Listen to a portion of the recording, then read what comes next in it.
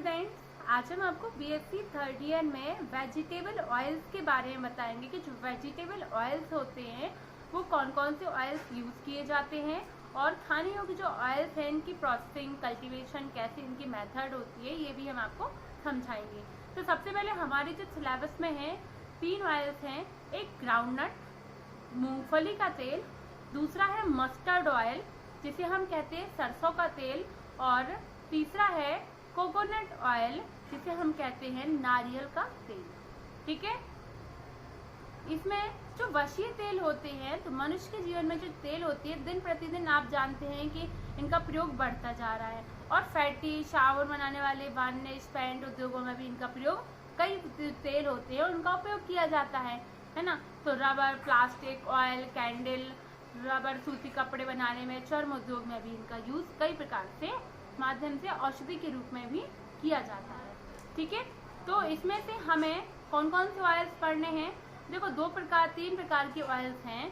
वशीय तेलों का वर्गीकरण में शुष्कन तेल ड्राइंग ऑयल्स कहलाते हैं, ठीक है, जिसमें अलसी, सोयाबीन आते हैं, और मंद शुष्कन तेल होते हैं सेमी ड्राइंग ऑयल जिसमें सरसों, तिल, सूर्यमुखी के ऑयल्स माने जाते हैं। अशुष्कन तेल नॉन ड्राइंग ऑयल्स होते हैं कुछ, जिसमें मूंगफली, अरंड, रवि, जैतून, ये 3 तेल इसके अंतर्गत माने जाते हैं। ठीक है, वशीय तेलों एवं वसाओं का उपयोग इस प्रकार से यहाँ पर हम इसका इकोनॉमिक इम्पोर्टेंस भी आपको बताएंगे, लेकिन आज हम अभी ऑयल्स के बारे में पढ़ रहे हैं। तो इसमें ग्लिसरीन, वशीय अम्ल, कुछ प्रतिशत स्ट्रॉल्स, यहाँ पे फॉस्फेटाइज, लेथिथीन्स, विटामिन भी इसमें पाए जाते हैं।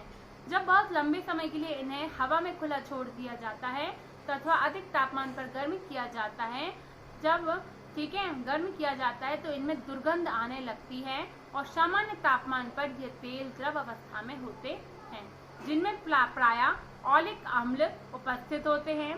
वशीय सामान्य तापमान पर ठोस अथवा अर्ध ठोस होती है, जिसे पॉमेटिक अम्ल या स्टेरिक अम्ल भी कहते उपस्थित पाए जाते हैं। ये तेल पानी में अघुलनशील होते हैं लेकिन कार्बनिक यौगिकों में घुलनशील माने जाते हैं। ठीक है, तो ये तो हो गया अपने तेल की बात। शुष्कन तेल, शुष्कन ड्राइंग ऑयल्स हम जो आपको बता रहे थे, ड्राइंग ऑयल्स में अलसी और सोयाबीन थे।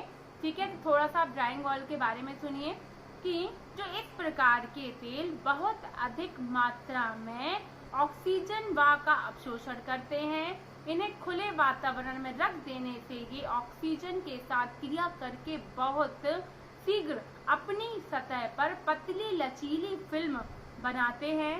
इन तेलों का प्रयोग अधिकतर पेंटर्स, वार्निश के लिए किया जाता है, पेंट्स तथा वार्निश के लिए किया जाता है, उदाहरण के लिए अलसी आदि। ठीक है, मंद शुष्कन ऑयल जिसके हम सेमी ड्राइंग ऑयल जो हमने सेकेंड आपको बताया था, यह तेल बहुत धीमी गति से ऑक्सीजन का अवशोषण एक सीमा तक करते हैं और अर्थात इन तेलों को वायुमंडल में बहुत अधिक समय तक रख देने पर उन पर एक मुलायम फिल्म बन जाती है। इस प्रकार से अधिकतर तेल खाना पकाने के लिए प्रयोग में आते हैं और तथा कुछ तेल जलाने, साबुन अथवा मोमबत्तियां बनाने में प्रयोग में लाए जाते हैं। फॉर एग्जाम्पल में सरसों का तेल, इसी के अंतर्गत मैंने आपको बताया सरसों, ठीक है, तेल जिसे मस्टर्ड ऑयल कहते हैं, जिसका बॉटनिकल नेम होता है ब्रासिका कैम्पेस्ट्रिस, सरसों होता है, ठीक है, और फैमिली होती है ब्रासिकेसी। ठीक है, तो ये सरसों के बारे में अभी हम आपको बता रहे हैं, मस्टर्ड ऑयल। नेक्स्ट वीडियो में हम आपको आगे भी बताएंगे अशुष्कन तेल में, जिसमें नॉन ड्राइंग ऑयल में हम मूंगफली और पोस्त पीतम, इसके बारे में भी आपको बताएंगे। ठीक है, अभी हम सरसों का टॉपिक चल रहा है। सरसों की 3 किस्मों जैसे पीली सरसों, भूरी सरसों और तोरिया या लाही से सरसों का तेल प्राप्त किया जाता है। इनके पौधे वार्षिक व शाकीय होते हैं। कैसे होते हैं? वार्षिक होते हैं या शाकीय होते हैं। इनकी फली सिलिक्वा कहलाती है। क्या कहलाती है? सिलिक्वा कहलाती है, जिसमें पीले तथा भूरे गोल बीज भरे रहते हैं। ठीक है, खेती सरसों व तोरिया की खेती के लिए दोमट मिट्टी अच्छी होती है और इसकी पैदावार प्रति हेक्टेयर लगभग 1 टन होती है। सरसों व तोरिया जो कल्टीवेशन पढ़ रहे हैं अपन इसका, ठीक है, आप नोट कर सकते कैसे कल्टीवेशन, कैसे खेती होती है, कैसे हमें खेती क्रिया करना चाहिए, ये कल्टीवेशन के अंतर्गत आता है। सरसों व तोरिया की फसलों को उत्तर प्रदेश, मध्य प्रदेश, राजस्थान, पंजाब, असम में उगाया जाता है और हमारे गेहूं, मक्का, दालों की फसलों के साथ की जाती है इसकी खेती, ठीक है। और हमारे देश में सरसों तथा तोरिया रबी की फसल कही जाती है। तोरिया के पौधे 85 से 100 दिन तथा सरसों की फसल 120 से 145 दिन में पककर तैयार हो जाती है, जिसको हाथों द्वारा काट लिया जाता है।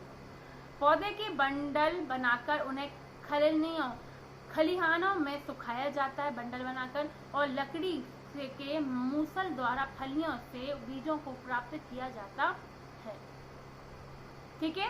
तो अब निष्कर्षण, तेल को कैसे निकालेंगे, तो चलिए हमने सीड त्याग कर लिए थे, सीड निकाल लिए, निष्कर्ष कर लिए। तेल निष्कर्षण कैसे होना, एक्सट्रैक्शन ऑफ ऑयल, बीजों को कोल्हू में डालकर सरसों का तेल निकाला जाता है। सरसों की खली बहुत पौष्टिक होती है, जो दूध देने वाले जानवरों जैसे गाय एवं भैंसों को खिलाई जाती है। सरसों के बीजों में लगभग 40 से 45% तक तेल तथा 20% प्रोटीन होती है। प्रॉपर्टीज के गुण लिखिए, ये आप नोट कर लीजिए, 40% तेल, 40 से 45 और 20% प्रोटीन। अब आप इसकी गुण प्रॉपर्टी, सरसों के तेल में 36% फैट वसा, 25% नाइट्रोजन युक्त पदार्थ, 7% नमी तथा अन्य वशीय अम्ल पाए जाते हैं। सरसों का तेल पीले रंग का होता है। किस रंग का होता है सरसों का तेल? पीले रंग का। आपने देखा है, सभी के घरों में रहता है, जो स्वाद में साधारण तथा गंध में तीखा होता है, ठीक है। सरसों में के तेल में इरोसिक नामक वशीय अम्ल पाया जाता है।